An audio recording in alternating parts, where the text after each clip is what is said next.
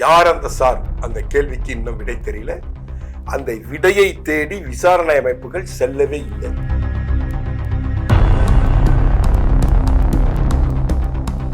ஒரு பப்ஜி விளையாடிட்டு இருக்கிற ஒரு பொடி பையன், அவன் யார் எந்தெந்த குற்றங்கள்லாம் செஞ்சிருக்கான்னு கண்டுபிடிப்பதற்கு ஒரு விசாரணை வளையத்தை விரிச்சு, ஒரு பல்கலைக்கழக வளாகத்தில் ஒரு மாணவி பாதிக்கப்பட்டிருக்கிறார். சிட்டி கமிஷனர் என்ன பண்ணிருக்கணும்?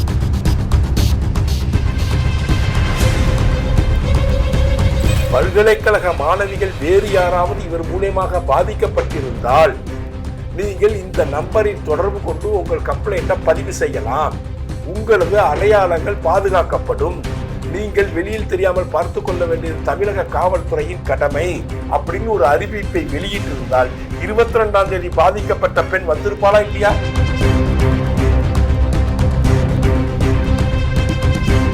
ஒரு குற்றவாளி, ஒரு விக்டிமு தப்பு செஞ்சா 30 வருஷம் தண்டனை, மொட்டை சாத்தான் முட்டையில விழுந்தான். இது ஒரு விசாரணையா? இது ஒரு ஜட்ஜ்மெண்டா? கேவலம் இல்லையா? மனித குலத்திற்கு செய்யக்கூடிய துரோகம் இல்லையா? பெண் குழந்தைகளுக்கு செய்யக்கூடிய மாபெரும் துரோகம் இல்லையா இது?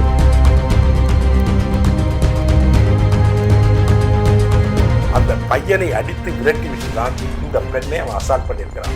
கிட்டத்தட்ட 2 மணி நேரம் குற்றவாளியின் கைப்பிடிக்குள் அந்த பெண் சிக்கி தவித்திருக்கிறார். அந்த 2 மணி நேரம் அந்த காவலன் இந்த பெண்ணை காப்பாற்றுவதற்கு என்ன முயற்சி எடுத்தார்?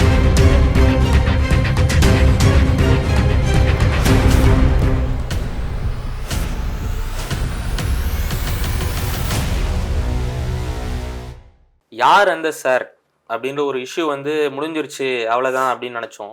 இப்போது ஒரு 3 நாட்களுக்கு முன்னாடி அண்ணாமலை ஒரு ஒன்று பதிவிட்டிருந்தார்.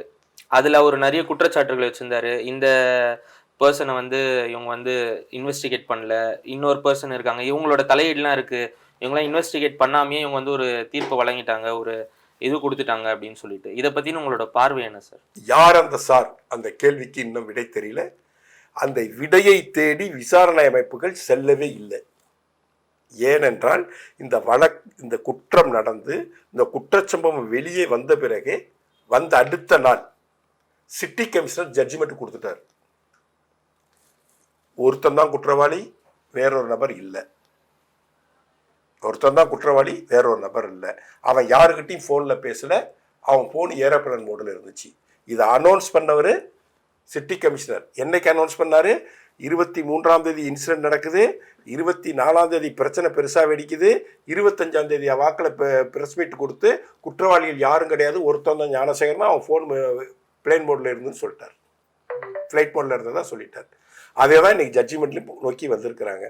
இவங்க இன்பிட்வீனாக நடந்த விஷயங்கள் எதையும் விசாரணைக்கே உட்படுத்தலை, எந்த விசாரணையும் செய்யலை.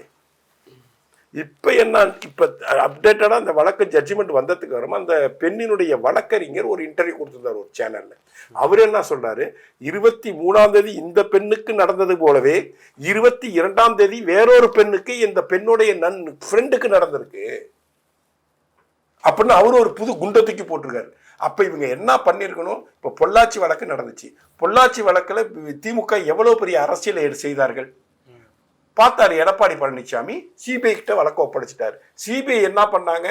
இந்த குற்றவாளிகளுடைய செல்போன், லேப்டாப் எல்லாத்தையும் கெடுத்து அதில் டிஜிட்டல் ஆதாரங்களை திரட்டி அதில் பாதிக்கப்பட்ட பெண்களை லிஸ்ட் அவுட் பண்ணி அந்த பெண்களுக்கு தைரியத்தை கொடுத்து அந்த பெண்கள் உங்களுடைய அடையாளங்கள் எதுவும் வெளியே வராமல் இருக்கிறதுக்கு சிபிஐ உத்தரவாதம் கொடுக்குன்னு சொல்லி கிட்டத்தட்ட 8 பெண்கள் தான் கம்ப்ளைண்ட்தாரர்களாக இருந்தார், புகார்தாரர்களாக இருந்தார்கள். 48 பேரை கண்டுபிடிச்சு 48 பேரையும் சாட்சி சொல்ல வச்சு 48 பேர் அடையாளங்களை மறைத்து சாட்சி சொல்ல வைத்து ஒரு சாட்சி கூட பிறல் சாட்சியாக மாறாமல் ஜட்ஜ்மெண்ட்டை சிறப்பாக வாங்கி கொடுத்தாங்க. பப்ஜி மதன் ஒருத்தர் இருந்தார், தெரியல? ஆமா, பப்ஜி மதன். அவர் பப்ஜி விளையாடுறப்ப மு.க. ஸ்டாலினை பத்தி ஏதோ தவறா பேசிட்டாருன்னு அவர் மேல ஒரு வழக்கு போட்டாங்க. வழக்க போட்டு அவர் உமனேசரு, அவர் பெண்கள்கிட்ட தப்பா நடந்தாரு, அவர் அந்த தப்பு பண்ணாரு, அவர் இந்த தப்பு பண்ணாரு.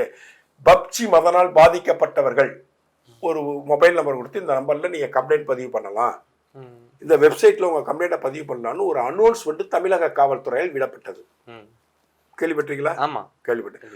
ஒரு பப்ஜி விளையாடிட்டு இருக்கிற ஒரு பொடி பையன், அவன் யார் எந்தெந்த குற்றங்கள்லாம் செஞ்சுருக்கான்னு கண்டுபிடிப்பதற்கு ஒரு விசாரணை வளையத்தை விரிச்சிங்க. ஒரு நம்பர் கொடுத்தீங்க, ஒரு வெப்சைட்டை கொண்டீங்க, இதில் கம்ப்ளைண்ட் பண்ணுங்க, உங்கள் அடையாளம் தெரியாமல் நாங்கள் பார்த்துக்குறோம்லாம் சொன்னீங்க. ஒரு பல்கலைக்கழக வளாகத்தில் ஒரு மாணவி பாதிக்கப்பட்டிருக்கிறார். அவர் துணிச்சலாக வந்து போலீஸில் கம்ப்ளைண்ட் கொடுக்குறார். கம்ப்ளைண்ட் கொடுத்ததுக்கு அப்புறம் 2 காவலர்கள் கல்லூரி வளாகத்திற்கு சென்று, நீ கம்ப்ளைண்ட்லாம் கொடுக்காதம்மா, மெடிக்கல் டெஸ்ட்லாம் போகாதம்மா, இந்த எஃப்ஐஆர்லாம் போட வேண்டாமா, உன் வாழ்க்கை கெட்டு போயிடுவோம், உன்னுடைய அமைதி கெட்டு போயிடுவோம், உன்னோட குடும்பம் கெட்டு போயிடுவோம், நீ வந்து இதெல்லாம் செய்யாதன்னு சொல்லி போய் 2 காவலர்கள் அந்த பிள்ளைய பிரெயின் வாஷ் பண்ணுறாங்க. அந்த புள்ள அதையும் மீறி துணிவாக எழுந்து நின்று, நான் கம்ப்ளைண்ட் கொடுத்தே தீருவேன், குற்றவாளி தண்டித்தே தீர வேண்டும் என்று வீர பெண்மணியாக வெகுண்டு எழுந்து நின்றார். அவருக்கு இந்த நேரத்தில் தலைவணிக்கு கை கூப்பி நன்றியை தெரிவிச்சுக்கணும். அப்படி ஒரு கம்ப்ளைண்ட் வந்ததுக்கு அப்புறம் சிட்டி கமிஷனர் என்ன பண்ணியிருக்கணும்? பல்கலைக்கழக மாணவிகள் வேறு யாராவது இவர் மூலமாக பாதிக்கப்பட்டிருந்தால் நீங்கள் இந்த நம்பரில் தொடர்பு கொண்டு உங்கள் கம்ப்ளைண்ட்டை பதிவு செய்யலாம், உங்களது அடையாளங்கள் பாதுகாக்கப்படும், நீங்கள் வெளியில் தெரியாமல் பார்த்து கொள்ள வேண்டியது தமிழக காவல்துறையின் கடமை அப்படின்னு ஒரு அறிவிப்பை வெளியிட்டிருந்தால் 22ஆம் தேதி பாதிக்கப்பட்ட பெண் வந்திருப்பாளா இல்லையா? ஏற்கனவே இதே குற்றவாளி ஞானசேகரன் மே மாதம் ஒரு இதே போன்ற ஒரு குற்றச்செயலை செய்து அது வழக்காக இருக்கிறது என்று திரு அண்ணாமலை சொல்றாங்க. அந்த வழக்கையும் இந்த வழக்கையும் ஜாயின் பண்ணல. அந்த வழக்கில் பாதிக்கப்பட்ட விக்டிம், இந்த வழக்கில் பாதிக்கப்பட்ட விக்டிம் ரெண்டுத்தையும் ஒருங்கிணைச்சு ஒன்றுகிட்ட என்ன செஞ்சா, ஒன்றை எப்படி பண்ணனா, இந்த பொண்ணை எப்படி அட்ராசிட்டி பண்ணாங்கிறத ஆய்வு நடத்தி அதனுடைய குற்றத்தினுடைய பேட்டர்ன் ஒரே மாதிரியா இருக்கா வேற மாதிரியா இருக்கான்னு ஆய்வு நடத்தணும்ல. அந்த ஆய்வுகளை எஸ்ஐடியும் செய்யல, தமிழக காவல்துறையும் செய்யல, ஜட்ஜியும் கண்டுக்கல, நீதிமன்றமும் கண்டுக்கல. ஆனா மே மாசம் ஒரு வழக்கு அவன் மேல ஆல்ரெடி இருக்கு. இது டிசம்பர் மாசம் நடக்குது. மே மாசம் ஆல்ரெடி அவன் மேல ஒரு வழக்கு இருக்குது. அப்ப மே மாதம் ஒரு வழக்கு இருக்கு. 22ஆம் தேதி ஒரு பெண் இதே போல பாதிக்கப்பட்டிருக்கிறார். 23ஆம் தேதி பாதிக்கப்பட்ட பெண் மட்டும் வெளியில வந்து கம்ப்ளைண்ட் கொடுத்து இதை இசுவாக்குறார். அப்ப வேறு இன்னும் எத்தனை மாணவிகள் உள்ள பாதிக்கப்பட்டிருக்காங்க? இதற்கான ஆய்வுகள் நடத்தப்பட்டதா தமிழக காவல்துறையா இல்ல எஸ்ஐடியால் நடத்தப்பட்டதா? ஒரு குற்றவாளி, ஒரு விக்டிமு தப்பு செஞ்சா 30 வருஷம் தண்டனை, மொட்டை சாத்தான் குட்டையில விழுந்தான். இது ஒரு விசாரணையா? இது ஒரு ஜட்ஜ்மெண்டா? கேவலம் இல்லையா?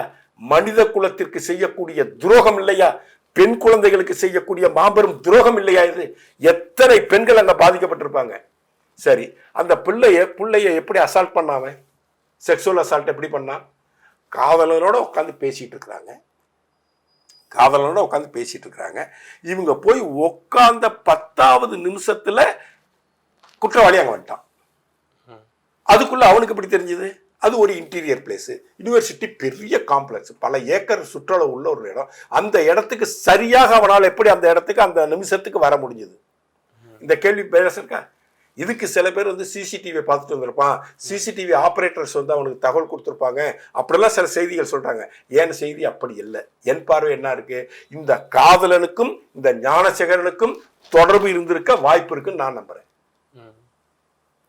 ஏன்னா அவன் பிரியாணி கடை வச்சிருக்கான், போத வஸ்துக்களை விற்கிறான், அங்க போயிட்டு வரக்கூடிய பையனாகவே இருந்திருக்கலாம். அதன் மூலியமாக ஞானசேகரன் நட்பு ஏற்பட்டிருக்கலாம். நீ எதையாச்சும் ஒரு பொண்ணை லவ் பண்றதா நாடகம் ஆடுறா, அந்த பிள்ளைய தனியா அழைச்சிக்கிட்டு போ, தகவலை எனக்கு கொடு, நான் வந்து அந்த பிள்ளைய டேக்கப் பண்ணிக்கிறேன் அப்படின்னு கூட நடந்திருக்கலாம்ல. சந்தேகம்தான், நடந்திருக்கலாமே. அது உண்மையான புனித காதலா வேணாலும் இருந்துட்டு போகுது, அது அடுத்த பிரச்சனை. ஆனால் என்னுடைய கேள்வி, அந்த பையனை அடித்து விரட்டி விட்டு தான் இந்த பெண்ணை அவன் அசால்ட் பண்ணியிருக்கிறான். கிட்டத்தட்ட 2 மணி நேரம் குற்றவாளியின் கைப்பிடிக்குள் அந்த பெண் சிக்கி தவித்திருக்கிறார். அந்த 2 மணி நேரம் அந்த காதலன் இந்த பெண்ணை காப்பாற்றுவதற்கு என்ன முயற்சி எடுத்தான்? ஏன் அவன் முயற்சி எடுக்கல? அண்ணா யூனிவர்சிட்டியில பல ஹாஸ்டல்கள் இருக்கு, இவனும் ஒரு ஹாஸ்டல் தான் இருக்க போறான். அந்த ஹாஸ்டல்ல 200-300 மாணவர்கள் இருப்பாங்க. அந்த ஹாஸ்டல்ல உன்னுடைய நண்பர்கள் ஒரு 20-30 பேர் இருப்பாங்க. அந்த பசங்கள்ட்ட ஓடி போய் சொல்லி, இதை போல என் லவரோட போய் உட்காந்து பேசியிருந்தோம், ஒருத்த வந்து என்னை அடிச்சு வச்சுட்டு அந்த பிள்ளைய தூக்கிட்டான்டா வாங்கடான்னு சொன்னா நம்ம இளைஞர்கள் ஓடுவீங்களா ஓட மாட்டீங்களா? பெண்ணை காப்பதற்கு ஒரு எண்ணம் வருமா வராதா உங்களுக்கு? செஞ்சிருப்பீங்களா இல்லையா? நீங்க படிக்கிறப்ப செஞ்சிருப்பீங்கல்ல, நான் படிக்கிறப்ப செஞ்சிருக்கிறேன், நீங்க படிக்கிறப்ப செஞ்சிருப்பீங்க. இப்படி ஒரு விஷயத்தை அந்த பையன் ஏன் செய்யல? அந்த பெண்ணை காப்பாற்றுவதற்கான முயற்சியை அந்த பையன் காதலன் ஏன் செய்யல? ஹாஸ்டல்ல போய் ஆளுங்களை அழைச்சிட்டு இருக்கான். முதல் வாய்ப்பு. 2வது வாய்ப்பு, மெயின் கேட்டுக்கு அந்த பையன் ஓடி இருந்தான்னா 24 hours அந்த அண்ணா யூனிவர்சிட்டி வாசல்ல பெட்ரோல் வண்டி நிக்குது. அங்கே காவலர்கள் இருப்பாங்க, அங்கே போய் நீ தகவல் சொல்லியிருக்கலாம். யூனிவர்சிட்டியை பாதுகாப்பது செக்யூரிட்டி ஒரு 20-30 பேர் இருக்காங்க, அந்த செக்யூரிட்டிகள் ஓடி போய் சொல்லியிருக்கலாம், அவங்களை அழைச்சிட்டு வந்திருக்கலாம். இந்த பெண்ணை காப்பாற்றிக்க கூடாதா? இதையெல்லாம் செய்யாத அந்த மாணவனை இவர்கள் விசாரித்தார்களா இல்லையா? அவனை விசாரணை வளையத்தில் கொண்டு சாட்சி கொண்டில் நிறுத்தி அவன் சாட்சி பெற்றார்களா இல்லையா? நீ ஏன்டா காப்பாற்ற முயற்சி பண்ணல? இந்த கோணத்தில் விசாரிக்கப்பட்டதா? இல்ல. இப்ப அண்ணாமலை அவர்கள் ஆதாரம் வெளியிட்டதன் அடிப்படையில் கோட்டூர்புரம் சண்முகம் என்கின்ற திமுகவின் வட்டச் செயலாளர் வண்டுமுருகன் அவர்கள் அண்ணா யூனிவர்சிட்டியில கேட் இன்சார்ஜ் ஆபீசராக இருக்கக்கூடிய நடராஜன் என்பவரிடம் தொடர்ந்து பேசிட்டே இருந்திருக்காரு. 24ஆம் தேதி கைது செய்யறாங்க. கைது செஞ்சதுமே போய் கோட்டூர் சண்முகம் அழைச்சிட்டு வந்துடுறாரு. திரும்ப மறுநாள் தான் கைது செய்யப்படுறான். முதல் நாள் ஃபுல்லா யூனிவர்சிட்டிக்குள்ள இருந்த காம்பஸுக்குள்ள இருந்த அனைத்து ஆதாரங்களும் அளிக்கப்பட்டன. இதை நானும் சொல்லல, அண்ணாமலை சொல்ல. அவன் மேல 11 குற்றச்சாட்டுகள் பதிவு பண்ணாங்கல்ல, அதுல ஒரு குற்றச்சாட்டு ஆதாரங்களை அளித்ததற்கான தண்டனையும் கொடுத்திருக்கிறாங்க. அந்த ஆதாரங்கள் எந்தெந்த ஆதாரங்களை அளித்தான், யாருடைய துணை கொண்டு அளித்தான், யாருடைய துணை கொண்டு யூனிவர்சிட்டிக்குள்ள போனா, யாருடைய துணை கொண்டு யூனிவர்சிட்டியில புகுந்து ஆதாரங்களை அளித்தான், இந்த விஷயங்கள் வெளியே வரணுமா இல்லையா? இப்படிப்பட்ட ஒரு பெரிய இன்சிடென்ட் தமிழக அரசின் கட்டுப்பாட்டில் இயங்கக்கூடிய ஒரு பல்கலைக்கழகத்தில், அந்த பல்கலைக்கழகத்தில் படிக்கக்கூடிய மாணவிக்கு பல்கலைக்கழக வளாகத்தில் இப்படிப்பட்ட ஒரு செக்சுவல் அசால்ட் நடந்திருக்குது. அது மிகப்பெரிய அரசியல் பிரச்சனையாக மாறி தமிழ்நாடு இதை பத்தி பேசுது. இந்த மாநிலத்தை ஆளக்கூடிய முதலமைச்சர், இந்த மாநிலத்தில் ஆளக்கூடிய துணை முதலமைச்சர், இவர்கள் யாராவது யூனிவர்சிட்டி வளாகத்திற்கு சென்று, அங்கே வைஸ் சான்சலரில் ஆக்டிங் வைஸ் சான்சலர் இருக்காரு, அவருக்கு தகவலை சொல்லி மாணவ மாணவிகள் எல்லாம் ஆடிட்டோரியத்தில் கூட்டுங்க, முதலமைச்சர் வந்து அவங்கள்ட்ட பேசுகிறார், இல்லை துணை முதலமைச்சர் வந்து அவர்கிட்ட பேசுகிறாங்க, மாணவ மாணவிகிட்ட பேச போகிறாங்க, கனிமொழி அக்கா வந்து பேச போகிறாங்க, அப்படி யாராச்சும் ஒருத்தவங்க ரெஸ்பான்சிபிலிட்டி பர்சன் போய் அந்த மாணவ மாணவிகளை சந்தித்து அவர்களுக்கு துணிவை கொடுத்து, அவர்களுக்கு வந்து மன தைரியத்தை கொடுத்து, இப்படி ஒரு குற்றச்செயலி நடந்ததற்காக நாங்கள் உங்கள்கிட்ட பகிரங்கமாக மன்னிப்பு கோருகிறோம், இனி இப்படிப்பட்ட ஒரு குற்றச்சம்பவம் இந்த கல்லூரி வளாகத்தில் நடக்காது, அப்படி நடந்தால் இரும்பு குரம் கொண்டு அவர்களை நாங்கள் அடக்கி ஒடுக்குவோம், நடந்த குற்றத்திற்கு யாராக இருந்தாலும் அவனுக்கு உரிய தண்டனை பெற்று தருவோம், உங்களுக்கு ஒரு ஹெல்ப்லைன் நம்பர் தருவோம், இதன் போல உங்களுக்கு பிரச்சனை ஏற்பட்டால் இந்த ஹெல்ப்லைன் நம்பருக்கு நீங்க கம்ப்ளைண்ட் பண்ணுங்க. இப்படி போய் முதலமைச்சரோ துணை முதலமைச்சரோ கனிமொழியோ இல்லை உயர்கல்வித்துறை அமைச்சரோ அந்த பெண்களை அணுகி அந்த மாணவிகள்கிட்டையும் மாணவர்கள்கிட்டையும் பேசினாங்களா? அவங்களுக்கு மனதைரியத்தை கொடுப்பதற்கான கவுன்சிலிங் கொடுத்தாங்களா? இதெல்லாம் தானே அந்த மாணவிகளுக்கு வந்து தெம்பையும் துணிவையும் கொடுக்கும். அந்த மாணவிகள் ஹாஸ்டல்ல தங்க வச்சிருக்கிற மாணவிகளின் பெற்றோர்களுக்கு ஒரு தைரியத்தையும் நம்பிக்கையும் கொடுக்கும். தமிழக அரசு செஞ்சுச்சா? எஸ்ஐடி விசாரிச்சு ஜட்ஜ்மெண்ட் இதெல்லாம் வேற சார். அங்க படிக்கக்கூடிய ஆயிரக்கணக்கான மாணவ மாணவிகளினுடைய நம்பிக்கையை உருவாக்குவதற்கும் அவருக்கு மனதைரியத்தை கொடுப்பதற்கும் இந்த அரசாங்கம் என்ன நடவடிக்கை எடுத்துச்சு? இது போன்ற செயல்களை செய்து அந்த மாணவிகளுக்கும் மாணவர்களுக்கும் பெற்றோர்களுக்கும் ஒரு நம்பிக்கை ஊட்டக்கூடிய விஷயங்களை தமிழக அரசு செய்திருக்க வேண்டும், செய்யவில்லை. விசாரணை ஒழுங்காக நெறியாக நேர்மையாக அறத்தோடு விசாரித்திருக்க வேண்டும், விசாரிக்கவில்லை. இந்த வழக்கில் குற்றம் சாட்டப்பட்டவர் ஒருவர்தான். அவர் ஃப்ளைட் மோடில் இருந்துச்சு என்ற இலக்கை ஃபிக்ஸ் பண்ணிட்டு, அதாவது ஆன்சரை எழுதி முடிச்சுட்டு கணக்கு போடுறது இருக்குல்ல, ஒரு அல்ஜிப்ரா போடுறீங்க, அல்ஜிப்ராவில் ஸ்டெப் பை ஸ்டெப்பாக நீங்கள் போட்டுட்டு வந்து ஆன்சரை கண்டுபிடிப்பீங்க. ஆன்சரை ஃபஸ்ட்டு எழுதிடுறது இதுதான் ஆன்சர்னு, அப்புறம் மேத்தமெட்டிக்ஸை போடுறது கதையாக தீர்ப்பை எழுதிவிட்டு விசாரணையை துவக்கி ஒரு உருப்படாத ஒரு வழக்கை நடத்தி உருப்படாத ஜட்ஜ்மெண்ட்டை வாங்கியிருக்கிறாங்க. இந்த 30 வருஷம் பேசுகிறாங்க. ஆனால் இந்த 30 வருஷ தண்டனையை ஏக காலத்தில் அனுபவிக்கணும்னு சொல்லியிருக்காங்க. அவன் 30 வருஷம் ஜெயிலில் இருக்க மாட்டான், 14 வருஷத்தில் வந்துடுவான். அப்பீல் போவான், அப்பீல் போய் நிவாரணம் கேட்பான். இப்போ இருக்கிற எஃப்ஐஆர், இவங்க தாக்கல் பண்ண குற்றப்பத்திரிகை, இதன் அடிப்படையில் அப்பீலுக்கு போனால் அவன் தண்டனை குறையும். அப்போ யாராவது ஒரு செயற்பாட்டாளர், சமூக செயற்பாட்டாளர், சட்டம் தெரிந்தவர்கள் இதை ஒரு மேஜிஸ்ட்ரேட்டை கொண்டு போய் இதுக்கு ரிட் பெட்டிஷன் போட்டு இந்த விசாரணை இந்த குற்றவாளி தண்டனை தவிர்த்து, இந்த குற்றம் நடந்த பிறகு அவன் குற்றவாளி வெளியில் வந்து செல்ஃபோனை ஓப்பன் பண்ணி யாருக்கு பேசினா, முதலில் பேசிய அந்த நபர் யாருக்கெல்லாம் பேசினார், யார்ட்டெல்லாம் அவன் தொடர்பு கொண்டான், குற்றம் நடப்பதற்கு முன் அவன் யார்ட்டெல்லாம் பேசினா, இது என்ன நடக்குது? 22ஆம் தேதி ஒரு பெண் பாதிக்கப்பட்டதாக சொல்கிறார்கள். அந்த பெண் பாதிக்கப்பட்டது யார் அந்த குற்றவாளி?